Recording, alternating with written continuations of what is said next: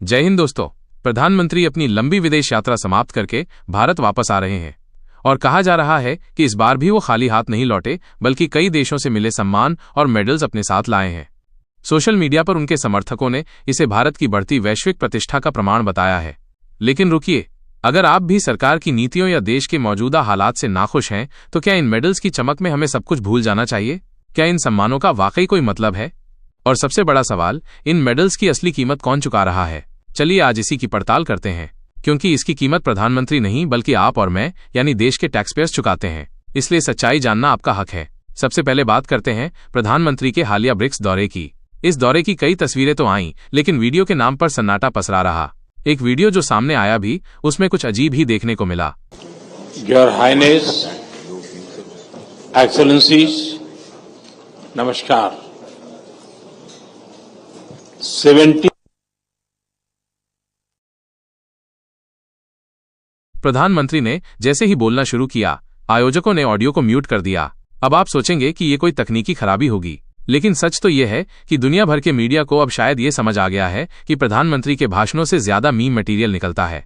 सोचिए, एक देश का प्रधानमंत्री इतने बड़े मंच पर बोल रहा हो और उसकी आवाज ही बंद कर दी जाए। बाद में लिखित बयान जारी करके बताया गया कि उन्होंने क्या कहा। अरे भाई, जब वो बोल ही रहे थे तो दुनिया को सुनने भी देते। खैर, इसके बाद प्रधानमंत्री नामीबिया पहुंचे। वहां उनके स्वागत में जो हुआ वो और भी हैरान करने वाला था। ढोल नगाड़े बजाए जा रहे थे, लोग नाच रहे थे और प्रधानमंत्री भी खुद को रोक नहीं पाए।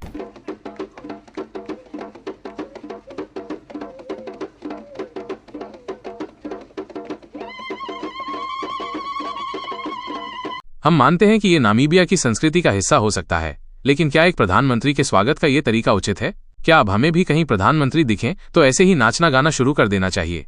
एक देश के नेता का दूसरे देश में सम्मान के साथ स्वागत होना ही अपने आप में बड़ी बात है। इसके लिए ऐसे नाच गाने की क्या जरूरत? विडंबना देखिए, जिस वक्त प्रधानमंत्री विदेश में ढोल बजा रहे थे, ठीक उसी समय उनके अपने गृह राज्य गुजरात के वडोदरा में एक पुल गिरने से 11 लोगों की दर्दनाक मौत हो गई थी। सोशल मीडिया पर दिल दहला देने वाले वीडियो थे, जहां एक महिला अपने डूबे हुए परिवार को बचाने के लिए गुहार लगा रही थी। एक तरफ देश में मातम का माहौल था और दूसरी तरफ प्रधानमंत्री विदेश में जश्न मनाते दिख रहे थे। यही है वो गुजरात मॉडल जिसे पूरे देश में बेचा गया। अगर गुजरात में ही पुल गिर रहे हैं तो बाकी देश का क्या होगा? प्रधानमंत्री ने तो कहा था, हमने रोड बनाने में स्पेस टेक्नोलॉजी का उपयोग किया है। स्पेस टेक्नोलॉजी से फोटोग्राफी होती है, मॉनिटरिंग होता है। लगता है इस पुल के निर्माण के वक्त बीच में बादल आ गए होंगे। अब वापिस आते हैं मेडल्स पर। बताया जा रहा है कि इस यात्रा में प्रधानमंत्री को ब्राजील और नामीबिया समेत 4 और देशों से सर्वोच्च नागरिक सम्मान मिले हैं। कुल मिलाकर अब उनके पास 26 अंतर्राष्ट्रीय सम्मान हो चुके हैं। क्या उपलब्धि है! देश में पुल गिरते रहें, शहरों में पानी भरता रहे, लेकिन हमें खुश होना चाहिए कि प्रधानमंत्री को मेडल्स मिल रहे हैं। ब्राजील और नामीबिया दोनों जगह प्रधानमंत्री को मेडल मिला, लेकिन जब धन्यवाद भाषण की बारी आई तो प्रधानमंत्री नामीबिया का नाम तक ठीक से नहीं ले पाए। सुनिए जरा। विनम्रता के साथ स्वीकार करता हूं,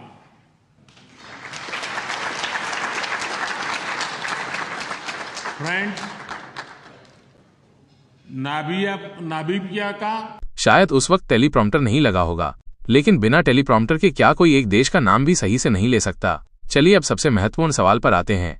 इन मेडल्स की कीमत क्या है? जब नामीबिया ने प्रधानमंत्री को अपना सर्वोच्च सम्मान दिया तो बदले में भारत ने नामीबिया को एक बड़ी लाइन ऑफ क्रेडिट देने का ऐलान किया। लाइन ऑफ क्रेडिट एक तरह का आसान लोन होता है जो एक देश दूसरे देश को विकास कार्यों के लिए देता है। यानी हमारे टैक्स के पैसे से दूसरे देशों को मदद दी जा रही है और बदले में हमारे प्रधानमंत्री को मेडल मिल रहे हैं। ये सिर्फ नामीबिया तक सीमित नहीं है। घाना के साथ 4 समझौते हुए और अगले 5 सालों में $2 बिलियन के व्यापार का लक्ष्य रखा गया। त्रिनिदाद और टोबैगो के साथ 6 समझौते हुए, ब्राजील के साथ $20 बिलियन के व्यापार का लक्ष्य रखा गया। मैं ये नहीं कह रहा कि पैसे देके मेडल खरीदे गए हैं, लेकिन जब आप किसी देश को अरबों डॉलर के व्यापार और लोन का प्रस्ताव देते हैं, तो क्या ये उस देश को आपको सम्मान देने के लिए प्रभावित नहीं करेगा? और इन मेडल्स का कूटनीतिक महत्व कितना है, ये हम पहले भी देख चुके हैं। जब भारत पाकिस्तान के बीच तनाव चरम पर था, तो इनमें से एक भी देश जिसने मोदी जी को मेडल दिया था, भारत के समर्थन में खुलकर सामने नहीं आया। इन सब के अलावा एक और नैरेटिव चलाया जा रहा है कि प्रधानमंत्री कितनी मेहनत करते हैं। एक ग्राफिक में दिखाया गया कि उन्होंने 8 दिनों में 5 देशों की यात्रा की, 7 उड़ानें भरी और 2 रातें विमान में ही सोकर गुजारी। क्या किसी प्रधानमंत्री की सफलता का पैमाना ये होना चाहिए कि वो कितनी रातें प्लेन में सोया, या ये कि उसके काम से देश की जनता को कितना फायदा हुआ?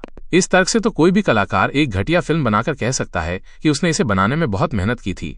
लेकिन अगर नतीजा खराब है तो मेहनत का क्या मतलब? इस दौरे से भारत को असल में क्या मिला, इस पर कोई बात नहीं कर रहा। बस इस बात पर तालियां बज रही हैं कि प्रधानमंत्री प्लेन में सोए थे।